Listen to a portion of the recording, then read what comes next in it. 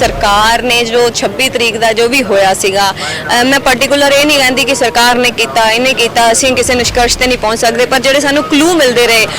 ਉਹ ਉਹਨਾਂ ਤੋਂ ਤਾਂ ਹੀ ਜ਼ਾਹਿਰ ਹੁੰਦਾ ਹੈ ਔਰ ਕਿਤੇ ਨਾ ਕਿਤੇ ਤੋੜਨਾ ਚਾਹੁੰਦੇ ਸੀ ਦੋ ਫਾੜ ਕਰਨਾ ਚਾਹੁੰਦੇ ਸੀਗੇ ਔਰ किते ना किते थोड़ा बहुत वो कामयाब होए उस चीज़ दे विच गलती किसी दी भी सीगी वो आने वाले समय दे विच क्लीयर होगा कि गलती सीगी पर मैनूं लगदा है कि मूवमेंट उस तरह चल रही है जोश पूरा हैगा सरकार तो चाहती सीगी कि उन्होंने इस तरह का कोई इदां दा क्लू मिले जिहदे नाल वो अपना एक स्टैप पिछे कर सकन और वो 26 तरीक उन्हां लई वो साबित हुई। देश की सरकार हैगी है वो हजे भी ध्यान नहीं दे रही शहीदियां बहुत हो गई किसानों दियां हजे किसान मतलब बड़े किसान ऐसे जिन्हों के अपने पर्सनल बहुत पैसा खर्च हो रहा हो भी रहा तो होया भी है पर थोड़ा लगता जे सरकार ने हजे कुछ फैसला ना किया तो आने वाला समय जिवें बीजेपी पंजाब के भी बड़े बुरे हालत होया तो हुण बंगाल के सारी यूनियन उत्थे कूच कर रही हैं तो लगता बीजेपी को खमियाजा भुगतना पऊगा। देखो अज तक जिन्ने भी प्रमोशनस ते बहुत ज़्यादा पैसा खर्चा गया बीजेपी वालों और हुण शायद होर ज़्यादा खर्चा करना पेगा क्योंकि लोगों के विच अवेयरनेस बहुत आ गई है जिहड़े प्रोपगंडा इन्हां ने अपनाया हर एक प्रोपगंडा इन्हां दा फेल हुंदा नज़र आ रहा है। किसानी संघर्ष जिन्ना लंबा हो रहा तो उन्ने ही लोग लगातार जुड़ रहे जेकर पंजाब के कलाकारों की गल करें तो पहले दिन तो ही जुड़े हुए हैं तो रुपिंदर हांडा खास तौर पर पहुंचे ने अज फिर लगातार इसे धरने ते ने। रुपिंदर जी पहला दसो अंदोलन कित्थे तक देखते हो तुसीं क्योंकि टाइम बहुत होगा सरकार गल नहीं कर रही अंदोलन बारे दसो की सरकार वालों देखो जी मैन जो मेरा पर्सनली मनना हैगा कि सरकार ने जो 26 तरीक का जो भी होया सीगा मैं पर्टिकुलर ये नहीं कहती कि सरकार ने किया इन्हें किया असीं किसी निष्कर्ष ते नहीं पहुँच सकते पर ਜਿਹੜੇ ਸਾਨੂੰ क्लू मिलते रहे ਉਹ ਉਹਨਾਂ ਤੋਂ ਤਾਂ ਹੀ ਜ਼ਾਹਿਰ ਹੁੰਦਾ ਹੈ ਔਰ ਕਿਤੇ ਨਾ ਕਿਤੇ ਤੋੜਨਾ ਚਾਹੁੰਦੇ ਸੀ ਦੋ ਫਾੜ ਕਰਨਾ ਚਾਹੁੰਦੇ ਸੀਗੇ ਔਰ किते ना किते थोड़ा बहुत वो कामयाब होए उस चीज़ दे विच क्योंकि असीं जदों पब्लिक दे विच जाने आ ते जिहड़े अन्ने भगत सीगे उन्हां नूं बोलण दा एक मौका चाहिदा सीगा वो शायद मौका दे दिता गया गलती किसी दी भी सीगी वो आने वाले समय दे विच क्लीयर होगा कि गलती सीगी पर मैनूं लगदा है कि मूवमेंट उस तरह चल रही है जोश पूरा हैगा बाकी हुण समा लगदा हर चीज़ दे विच पहलां भी जिन्ने भी संघर्ष होए आ उन्हां च भी समा लग्या कोई ये 2-4 महीनों की नहीं हैगी गल ये संघर्ष हमेशा लंबे चले सालों साल चलते हैं सो असीं ये तो नहीं चाहते कि सालों साल चले क्योंकि ये जिस लैवल ते अज इत्थे असीं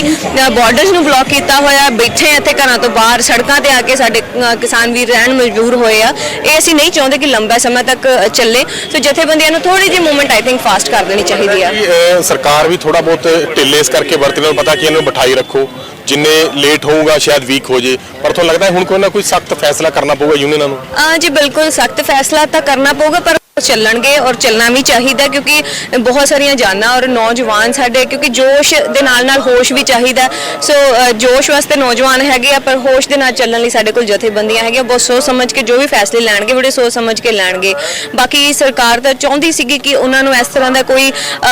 इदां दा क्लू मिले जिहदे नाल वो अपना एक स्टैप पिछे कर सकन और वो 26 तरीक उन्हां लई वो साबित हुई इस करके जिहड़ा नहीं भी एक दबाव बनिया होया सी किते ना किते दबाव जरूर ढिला होया और पर हौली हौली वो चीज़ वापस आ रही है। ये लोगों को समझ मतलब जिहड़े पंजाब दे विच मतलब वापस गए ने लोग चाहे वाढी दा समय पर तुहानूं लगदा कि शमूलीयत हुण वधाणी चाहिए इत्थे देखो ये भी चीज़ जरूरी हैगी है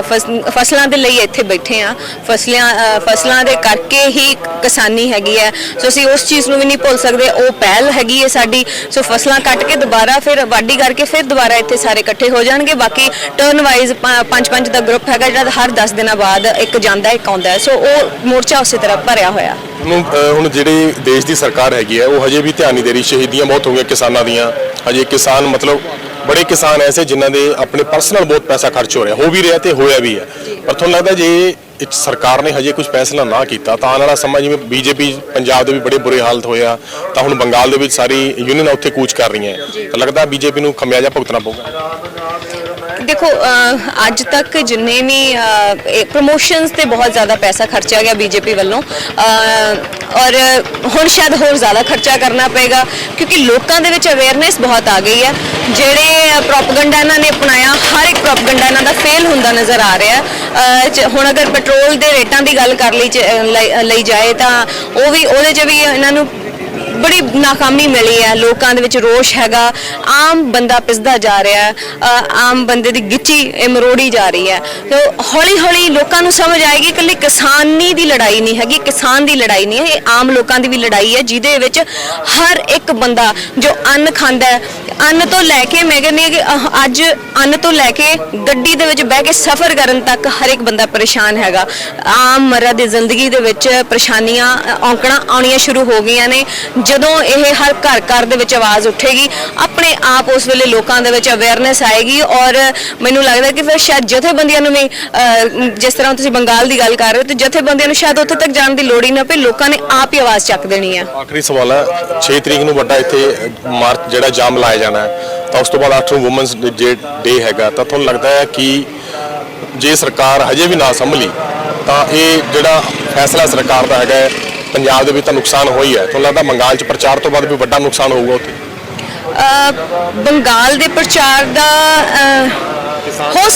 ਸਕਦਾ ਹੈ ਕਿ ਨੁਕਸਾਨ ਦਾ ਨਹੀਂ ਕੁਝ ਵੀ ਕਿਹਾ ਜਾ ਸਕਦਾ, ਕਿਉਂਕਿ ਬਹੁਤ ਸਾਰੀਆਂ ਪਲੈਨਿੰਗਸ ਹੁੰਦੀਆਂ ਨੇ। ਵੋਟਾਂ ਦੀ ਗੱਲ ਹੋ ਰਹੀ ਹੈ ਵੀ ਵੋਟ ਸਰਕਾਰ ਨੇ ਲੈਣੇ, ਤਾਂ ਵੋਟ ਤਾਂ ਲਾਜ਼ਮੀ ਜਦੋਂ ਉੱਥੇ ਕਿਸਾਨ ਜਾਣਗੇ ਦੱਸਣਗੇ ਕਿ 100 ਦਿਨ ਤੱਕ ਹੋ ਧੱਕੇ ਖਾ ਰਹੇ ਕਿਸਾਨ, ਤਾਂ ਬੰਗਾਲ 'ਚ ਵੋਟਾਂ ਨੁਕਸਾਨ ਹੋਊਗਾ ਕਿਉਂਕਿ ਸਰਕਾਰ ਹੁਣ ਵੋਟਾਂ ਦੀ ਭਾਸ਼ਾ ਸਮਝ ਰਹੀ ਹੈ। ਦੇਖੋ ਬੰਗਾਲ ਦੇ ਵਿੱਚ ਆਲਰੇਡੀ ਮੈਨੂੰ ਲੱਗਦਾ ਕਿ ਬੀਜੇਪੀ ਦਾ ਐਡਾ ਕੋਈ ਬਹੁਤ ਲੰਬਾ ਚੌੜਾ ਨਹੀਂ ਹੈਗਾ, ਉਹਨਾਂ ਦੇ ਵੋਟ ਬੈਂਕ ਨਹੀਂ ਹੈਗਾ। ਵੋਟ ਬੈਂਕ ਜਿਹਦਾ ਹੈਗਾ ਤੁਹਾਨੂੰ ਪਤਾ ਹੀ ਹੈ, ਤੇ ਵੋਟ ਬੈਂਕ ਤੇ ਜ਼ਰੂਰ ਅਸਰ ਪਊਗਾ ਅਗਰ ਇਹ ਮੂਵਮੈਂਟ ਵੀ ਉੱਥੇ ਜਾ ਕੇ ਐਂਟਰ ਹੁੰਦੀ ਹੈ, ਕਿਉਂਕਿ ਕਿਸਾਨ ਤਾਂ ਸਾਰੇ ਇੰਡੀਆ ਦੇ ਵਿੱਚ ਹੈਗਾ, ਇਕੱਲਾ ਪੰਜਾਬ, ਹਰਿਆਣਾ, ਯੂਪੀ ਦੇ ਵਿੱਚ ਤਾਂ ਨਹੀਂ ਹੈਗਾ। ਕਿਸਾਨ ਤਾਂ ਹਰ ਸਟੇਟ ਦੇ ਵਿੱਚ ਹੈਗਾ। ਸੋ ਅਗਰ ਇਹ ਮੂਵਮੈਂਟ ਦਾ ਅਸਰ ਉੱਥੇ ਵੀ ਦੇਖਣ ਨੂੰ ਮਿਲਦਾ ਹੈ, ਔਰ ਅਗਰ ਉਹਨਾਂ ਲੋਕਾਂ ਦਾ ਸਮਰਥਨ ਮਿਲਦਾ ਹੈ, ਤੇ ਜ਼ਰੂਰ ਉਹਨਾਂ ਦੇ ਵੋਟ ਬੈਂਕ ਤੇ ਅਸਰ ਪਊਗਾ। Thank you. ਸੋ ਇਹ ਸਨ ਰੁਪਿੰਦਰ ਹਾਂਡਾ ਜਿਨ੍ਹਾਂ ਨੇ ਗੱਲ ਕਹੀ ਹੈ ਕਿ ਕਿਸਾਨ ਯੂਨੀਅਨ ਆਪਣਾ ਕੰਮ ਕਰ ਰਿਹਾ, ਬੜੀ ਸੂਝ-ਬੂਝ ਨਾਲ ਅੰਦੋਲਨ ਚਲਾਇਆ ਜਾ ਰਿਹਾ। ਸਰਕਾਰ ਦੀ ਮਨਸ਼ਾ ਸੀਗੀ ਕਿ ਇਹਨੂੰ ਥੋੜਾ ਵੀਕ ਕੀਤਾ ਜਾਵੇ, ਪਰ ਲੋਕ ਹਜੇ ਵੀ ਡਟੇ ਹੋਏ ਕਹਿਣਾ ਕਿ ਜੇਕਰ ਸਰਕਾਰ ਨੇ ਫੈਸਲਾ ਨਾ ਬਦਲਿਆ ਤਾਂ ਆਉਣ ਵਾਲਾ ਸਮਾਂ ਬੀਜੇਪੀ ਵਾਸਤੇ ਮੁਸ਼ਕਲਾਂ ਭਰਾ ਹੋਣ ਵਾਲਾ ਹੈ। ਕੈਮਰਾਮੈਨ ਸ਼ਪਿੰਦਰ ਦੇ ਨਾਲ Amit Sharma, daily post Punjabi, Kundli border, Delhi.